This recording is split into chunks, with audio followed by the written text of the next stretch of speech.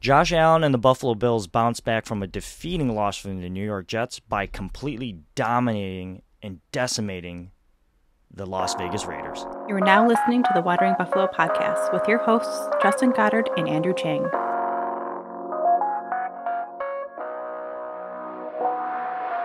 Welcome in, everybody, and thank you for joining me on another episode of the Watering Buffalo podcast, the show here on the Buffalo Fanbase Network. And Justin and I are finally reunited, and yes, it feels so good. So good. So good. So good. Just like a Buffalo Bills win, and we're going to talk about it all on today's episode. But before we get into it, I just want to say, Justin, so happy to have you back. If you're listening to this podcast, please go check out this podcast. We're on all social media platforms, all audio platforms, and of course on YouTube by searching up the Watering Buffalo podcast. Shout out to Jake, our executive producer, because we have a fantastic website. Check that out too. And to all the other content creators on the Buffalo Fanbase Network. Great stuff. Justin, before we get into today's episode, how you doing? I'm great, buddy. It's great that we finally are able to get our schedules together. I know we both just have an astronomical amount of stuff going on, and just linking up has been real challenging. Hopefully, the Sunday 1:00 games they're better for an old man schedule. Hell of a lot better this time, this week than after that Jets game. I was in a lot different of a spot then, but today feels good. Yeah, I want to say thank you for taking that episode on the chin there. I couldn't even imagine doing that at that late of night, so thank you. In any event, we got to talk about a Bills win here, and usually we'll probably break this down, stuff we like, stuff we didn't like, winners, losers, all that stuff, the main format of how every post-game reaction episode goes. So let's get into that. And before I say let's get into that, but before we get into that, I just want to talk about Josh Allen really quick. This guy faced a ton of criticism last week, and rightfully so. 4 total turnovers from Josh Allen. Today, 0 turnovers, 3 touchdowns. Now, there was a pass that, he got hit, and I don't really count that all on him, and I know that it was like illegal hands to the face, so it came back. But conceivably, if that flag doesn't get thrown, that's a turnover. If it did become a turnover, I wouldn't have put that on Allen. That's more on the offensive line protection. But outside of that one play, and one other thing I'm going to talk about, and you already know what I'm going to say, I thought Josh Allen looked really good. I don't know if it was a straight effort from Ken Dorsey and this offensive staff to do more dink and dunk. Take what the defense is giving you. Don't chase the deep ball. But it just looked really good. The offense looked buttoned up, on schedule, and Josh Allen was willing to accept the offensive game script, and he executed. And when the play wasn't working, then he can go do these other things, like roll out to the right and then throw a deep pass to like Gabriel Davis. We saw a lot of that today, and I think the credit goes to Josh Allen, Ken Dorsey, and pretty much everyone on offense. It was a really executed day.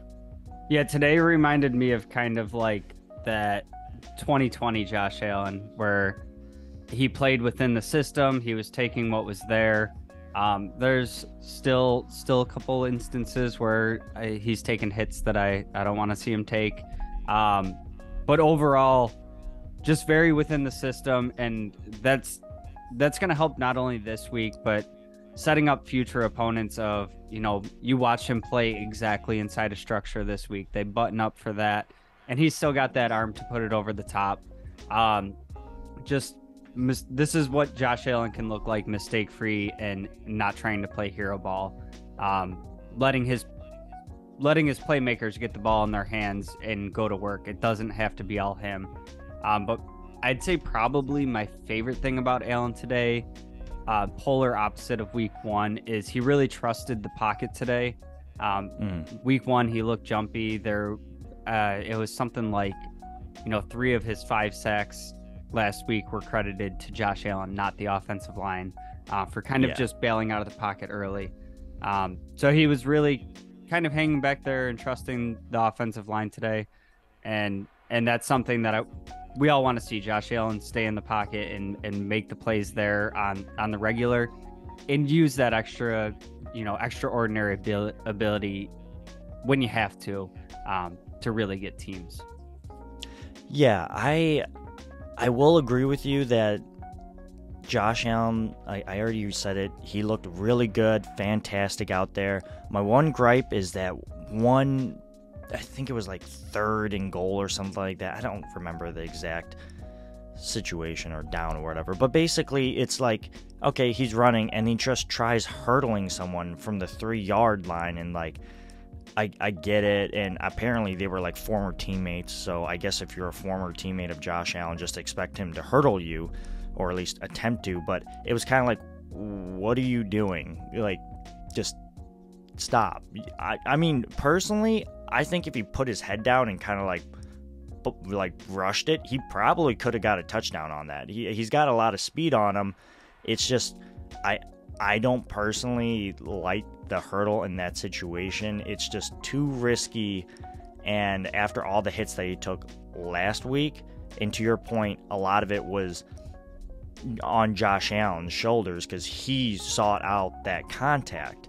It's like, you didn't need a hurdle there, guy, and we need you for all of these regular season games and hopefully the preseason, and hopefully we can win 4 in a row there too, guy. So I just need Josh to pick and choose his battles a little bit more. Like McDermott said, be smart, be smart. That was like a little hiccup, a little black eye on the relatively well executed day, if I just had to point something out. I'll take it. I'll go. Go ahead. I'll go a step further on the hurdle front. It can make for a really fun highlight reel, on ESPN here and there, whatever. Don't hurdle in football in general. It's a very violent sport with people going very fast, and you chop out the legs and you're landing on your head. Just nobody in football needs to hurdle.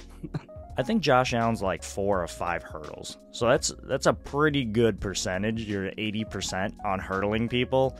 I get it, it's awesome, but like, stop it. That 20% of the time, something bad might happen, or you might just not hurdle someone.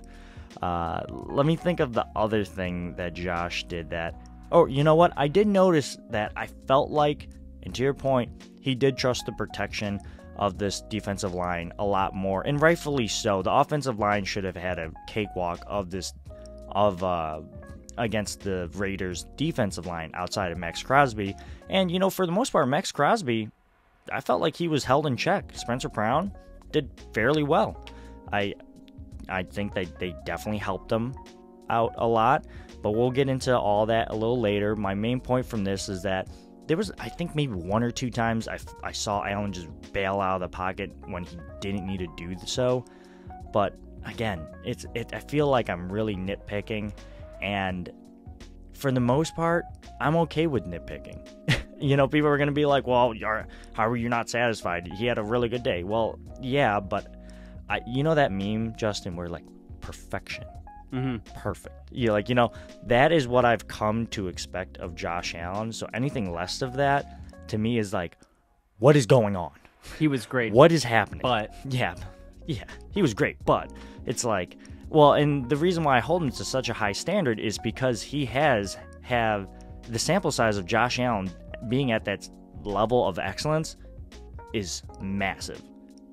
Completely, like, there's just so much sample size in him being that good. So when I see anything a little bit off from that, I'm like, what? Like, I don't know if that makes any sense, but we can get into the next segment of what we like and what we didn't like. But what are your thoughts about that? For me, what I really liked today was the 3-headed attack of the running back room. Okay, so nothing about what I said about Josh Allen. Oh, I thought you were moving to the next segment. No, I was just like, anything else before we get into the next section? Oh, yeah. So what you said, yeah, with Allen, he's at that level of, like you said, the giant sample size. The only thing I really have criticism for today is the couple of things we said. But I mean, on the day, 6 incompletions.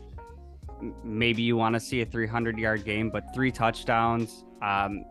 One of my favorite plays of the day from him was actually an incompletion. He was rolling to the right, and he had Gabe Davis kind of streaking with him, and it's one of those classic passes from Josh Allen where he just fits it into like a triple coverage, and you're like, how the hell did he do that?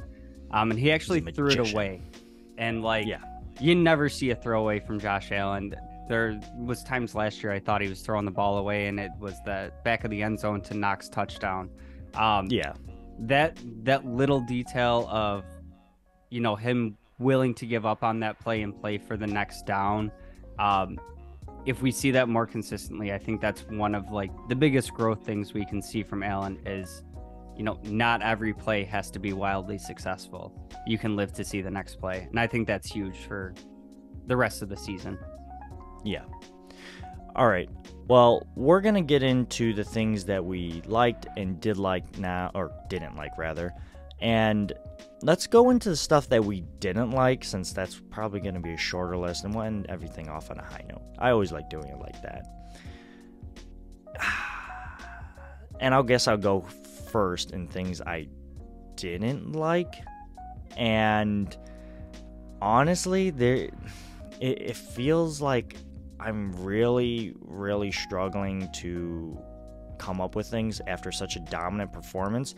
But one thing that I have noticed from the preseason and from game 1, and now it kind of seems like it's trickling, it got a little better this game, is that I feel like special teams hasn't been so special lately for the Buffalo Bills, and for a team who invests so much into improving this area, 1/3 of the game. It just feels like other teams are doing pretty good against the Buffalo Bills special teams. And I don't know if we're taking a step back. I don't know if Matt Smiley is like not happy or not performing well, but like I just need a little bit more from this unit, considering the resource allocation that the Buffalo Bills have spent. Yeah, so I agree with you there. And I thought I had kind of a deep cut going to the special teams on something I didn't like. My specific play was Damian Harris. When they lined up to punt, he just kind of got blown up and ran back into Sam Martin. Fortunately, Sam Martin ends up okay after the play. He's able to get a pretty good punt away. But that was, pretty early in the game. And that's the type of play where, they block that kick and take it the other way for a touchdown. That can significantly change the momentum. You could have had your punter hurt, and now you're playing 4-down football the whole game. Just, it's something that we've actually seen a little bit of in the past. I think there was a Colts game where we had a punt blocked. But yeah, just some of the special teams just seems like it needs to be tightened up a little bit. And then we also see like the awesome side of special teams with the one return. It seems like over the past couple of years, special teams has been absolutely lights out. And yeah, it looks like kind of a spot on this roster that it needs to be looked at again. Yeah. Now, and that's not to say that the special teams unit didn't perform well altogether. I just think that, again, similar to my Josh Allen point, is that I hold that unit to such a high standard that when we don't get that mean and anything less than what we're used to me, I'm like, that's weird. I'd thought that you guys were going to be better, and like, because that's what I've come to expect. And maybe that makes me like, a fair weather Bills fan or something like that. I don't really know if that makes sense, but to me, it's just, that's what I've come to expect from this team. So I want that. So do you think that makes me a fair weather fan? Like, I don't know if that makes any sense, right? Like, no, I think with the success that this team has had in recent years, and all the improvements that we've tried to make on offense, on defense, and for a team that has so many players under contract that are special teams only. And, you know, that having seen that be at a high level over the past few years, kind of feeling like it took a step back. To me, it's like, hey, that's something I wasn't really thinking about at all this offseason. Figured we would either, you know, stay the same or, you know, add a couple pieces that could contribute. Maybe we'll be even better. But I wasn't thinking at all about, like, do we need to worry about special teams this year? And I'm not like panic mode on it all, but, you know, there's definitely evidence for special teams being able to be had right now. Yeah. Now let's move on to the next things. This is probably the last things for me that I personally didn't like, is that so far Deontay Harty and Trent Sherfield kind of feel like an afterthought in this offense. Trent Sherfield, 0 targets, 0 receptions, kind of weird. He's like your backup Z receiver, so it's kind of hard to compare him and Deontay Harty together. And Deontay Harty had, 2 catches in this game for 4 yards? And I know it's early in the season. It's only game 2, but I'm having a hard time discovering or envisioning the roles for both of these players right now.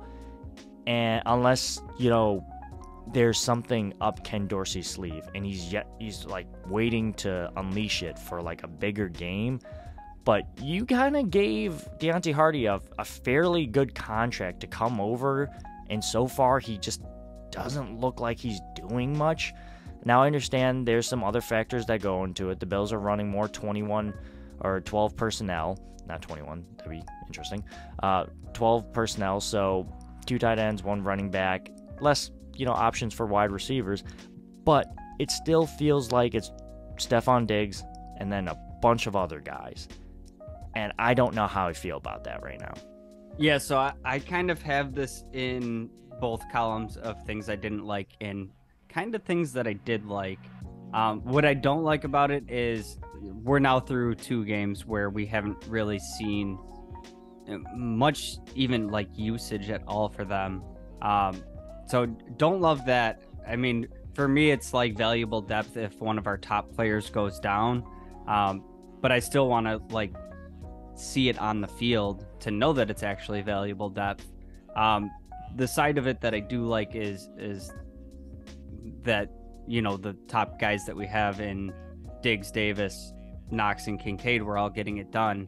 But for these wide receivers, I was really excited for them to be brought in, and even if it was kind of a specialized role, to be able to make an impact. And you know, we've seen them try to kind of get Harty involved with, you know, some bubble screens.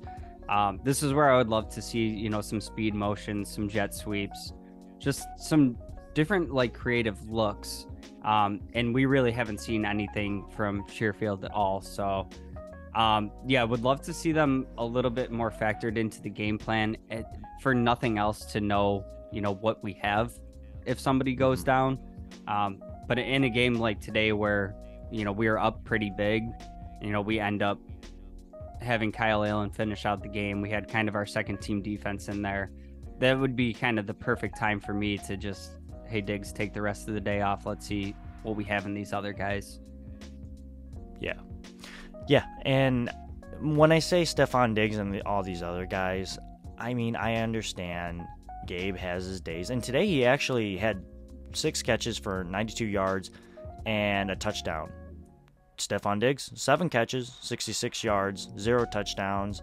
And then the next closest person from there is Dalton Kincaid with 5 catches for 43 yards, 0 touchdowns. And then, you know, James Cook had 4 catches, and then everyone else had like 1 or 3 or 2.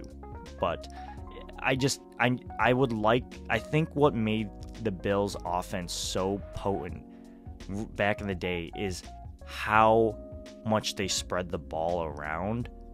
And now, at least last year, it felt like all they could do is give it to Diggs. It was Diggs or bust, Diggs or bust. And, you know, that's great that Diggs can be him. He is him. but sometimes him needs a break. Sometimes him gets too much attention. Sometimes Hims is a commercial that, where you're losing hair or you got some ED problems or like that, and that ain't Stephon Diggs. We need more from this other wide receivers and weapons from the Buffalo Bills, and that's all I'm saying. Yeah, so this is sort of why I put it in like both my columns, right? So I agree, it was kind of Diggs and whatever else last year. So I mostly want to see those guys able to contribute if we're not getting the contributions from those other top players. If we can have 200 of our 250 yards passing go between four guys and we're having great success with it, I'm all for spreading the ball around, but I still prefer that we're spreading to those top targets. So I kind of feel like we have a little bit of that distribution like we had when we had Smoke and Beasley. We're kind of getting that look back. For me, it's knowing what we have beyond that. And like I said, if we can get the contributions from, basically that 12 personnel with Cook, Kincaid, Knox, Davis, and Diggs, I'm good with that. I just want to know what we have behind there as well. Right. He's Justin. I'm Andrew. This is the Wandering Buffalo podcast. Hey, this is Dick DeGroat, Bill's dad. Now back to the show. Welcome back, everyone, and thank you for joining me and Justin on this episode of the Wandering Buffalo podcast. Again, you can find us on social media, podcasting platforms, and of course on YouTube by searching up the Wandering Buffalo podcast. Justin, let's talk about things that we liked. We already talked about Josh Allen, so I don't think we need to belabor that point anymore, but I'll just give everyone a quick recap. He looked good, made smart plays for the most part, and trusted his offensive line. Now, I know you made a comment earlier about the rushing attack, so I'm going to let you kick this one off here. So why don't you tell people what you liked from that rushing attack? Yeah, jumped the gun on this one earlier. Yeah, just the three-headed attack that we had today, and seeing James Cook kind of be the quote-unquote workhorse. I mean, 17 total carries. It's not some crazy number. But a decent spread. Damian Harris with 7 carries, Latavius Murray with 6 carries. But I like the usage of them, and we saw Damian Harris and Latavius Murray both get touchdowns. Kind of that tough running spot that we saw be Josh Allen so often. Was kind of a little bit disappointed on the 4th and 1 at the goal line that that was a pass play and not smashing up the middle with Josh, Latavius, or Damian Harris. Maybe that was, trying to catch him sleeping, planning on that run play. But kind of what we saw towards the tail end of last season with James Cook going into this season. I mean, he averaged 7.2 yards a carry, with splitting carries with 2 other running backs, still able to go over 100 yards. He looks fast. He looks shifty. He added another 36 yards in the passing game. So I mean, for how much this offense has historically liked to move through the receivers, and we've always talked about having that complementary run game. It's still going to be this team goes as far as Josh takes us, right? But having another 160 yards on 20 touches for James Cook, I love that being in the mix, and it's something that we haven't really had that dynamic of an athlete back there with Josh Allen. Yeah, I thought that the Bills' rushing attack was super good, and I gotta talk about that first drive coming out of half. It looks like they really put a strong emphasis on the run game, and it was kind of like one of those closeout moments, but it was at the start of the second half. When all right, the Bills got the ball and they're just going to try to bleed the clock out, and it was kind of like, I don't know if the Bills can actually do this or not type situation. And now I'm more confident than anything that I feel like if the Bills had to do that, I'd be like 75% sure that they could do it, as opposed to like the last couple of years, it'd be like 50% sure, maybe less. But getting back to it, I felt like the Bills were basically like, hey, let's just bleed the clock out coming out of the second half, make them have to be one-dimensional, and eventually they pretty much had to be, and it worked. They had a really, really long drive. What was that first drive like? Coming out of that, like 9 minutes or something like that. Yeah. It was incredibly long. I couldn't believe how long the drive was. I was like, man, that defense of the Raiders has to be tired. And outside of James Cook, who had a really good day, Damian Harris, 7 carries, 33 yards, 1 touchdown, average of 4.7 yards. That's pretty good. That's pretty good. Like, so if your back is just, averaging 4 to 5 yards per carry, I think that's a pretty good average. Now, what's even more interesting for me, and what I really like, is the fact that Josh Allen was at the bottom of the list. I'm not counting Kyle Allen because he just had the kneel downs. But Josh Allen only had 3 carries. One of them was that weird hurdle that we already talked about, so I'm not going to talk about it again. But 3 carries for 7 yards. That's what I want to see. I want Josh to be on that bottom end. Not saying I don't want him to run, because that's what makes him really good, but I prefer him not to be the leading rusher if he doesn't have to be the leading rusher. And today was one of those days where he understood the assignment, he did everything right, and the running backs had such a good, solid day, and I'm just so happy about it. Yeah, and that was kind of my ending point there too, of like, I love Josh Allen running. It's so fun to watch. It's, when he's just torching people with his arm, they kind of sell out to stop the pass, and he, rips off one of those 40-yard runs right up the middle, or he has to escape the pocket and you thought for sure you had a sack. But I'm going to love so much more than that any game where he has 6 incompletions and he only had to run the ball 3 times. That's a recipe for success. That's how you'll know.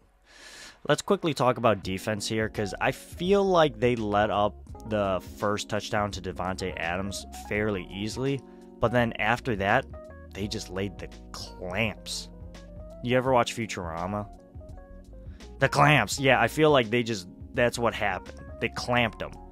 And that's not something out of the norm for the Buffalo Bills. I feel like last year and the year before that, it was like, wow, we gave up that opening drive so easy. And then you saw on social media, X or Twitter, whatever you want to call it, like, oh no, the sky's falling, like we saw, oh no, we suck again, thing. And then out of nowhere, like, the Bills just adjust. And from there, Jimmy Garoppolo did nothing. He had a quarterback rating today of 26.2. Terrell Bernard, interception. Matt Milano, interception. Like, the league's leading rusher last year only had what? Negative let me look. 2.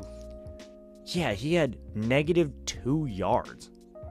Now, he made up for it in the passing game for like 51 yards, but this isn't a bad running back and a bad rushing offense. They just got clamped, honestly. So I'm really excited what I saw on defense. Terrell Bernard looked fairly good. Now, I have some somewhat question marks around the safety area, mainly with injuries, which I'm not a big fan of. Sounds like Micah Hyde had like a hamstring injury, and what's his name? Oh my God, I'm blanking out. Leonard Floyd has like an ankle injury, but they pulled him out. So hopefully they'll be good to go for next week against the Commanders. But just in general, I just want to comment that, man, that defense looked good once again. Although, that's not to say that the pass rush didn't look as strong as they did week 1. But just in general, again, solid day. Yeah, I think there's a ton to like from the defense. And, seeing week 1, we'd given up 100 yards on 2 carries last week, right? And then, I start worrying about the run defense. The middle linebacker is a big part in run defense, and seeing that in week 1, I was worried about Josh Jacobs coming in this week. Like you said, he was the leading rusher for the whole NFL last season, and this kind of goes into your last point about the Bills being able to run the ball and make them one-dimensional. Well, the Bills defense did that to them too by stopping the run. I mean, even if there's a point deficit here, if they're ripping off, 10, 15-yard carries here and there, you're going to stay committed to the run. It's what they want to do as an offense. To be able to hold a running back like Josh Jacobs to -2, and he only had 9 carries on the day. Like the Bills made them completely want to go away from even trying that. So that's an awesome thing to see, and it's kind of something we've seen from the Bills in recent years. Of we tend to like have our worst run game defense with like some random dudes, but when it's like a marquee running back, a Derrick Henry, a Josh Jacobs, those types of dudes, they really game plan specific. The clamps. They put on the clamps and they take away what the other team does best in those games, and love seeing that. Yeah, they try to make them play left-handed, to put in other words. Now, last little bit before we get out of here, I want to talk about Spencer Brown. This man faced a lot of flack after the Jets game, and rightfully so. This game did pretty good, honestly. I mean, the Bills kind of helped him out here and there, and I'm not saying he did like a fantastic job, but definitely signs of growth. But I need to see him stay on this track and continue it for the rest of the season. If he wants another contract with the Buffalo Bills, this inconsistent up and down roller coaster ride that we get with Spencer Brown can't be a thing. Yeah. We got the low week 1. We got the medium to high week 2 against an elite pass rusher, Max Crosby. I needed him to go out there and do it again more consistently against consistently good defensive linemen, and maybe not as much help. But I need more from Spencer Brown and more of a sample size. Yeah, and that's kind of been the roller coaster ride of Spencer Brown, right? Like, he has all these physical abilities, he has the athleticism, he has a great week, he has a bad week. Today, he got some help here and there, but Max Crosby is one of the biggest freaks in the NFL as a pass rusher, and he was credited with not even a pressure today, 0 pressures. You didn't really hear his name being called at all. So hopefully this can kind of be maybe a confidence booster, a stepping stone, a launching point, whatever you want to call it. If we get this level of play from Spencer Brown every week, I'm not worried about the right tackle position anymore. It's a matter of, can he stay healthy, and can he string these types of performances, one after another and play consistently like that. Yeah. It's kind of like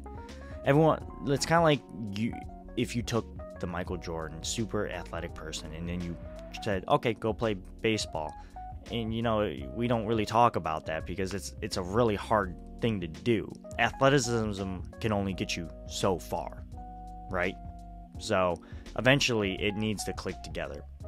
But other than that, we had a really good time talking about today's episode, recapping the Buffalo Bills' dominant win over the Las Vegas Raiders.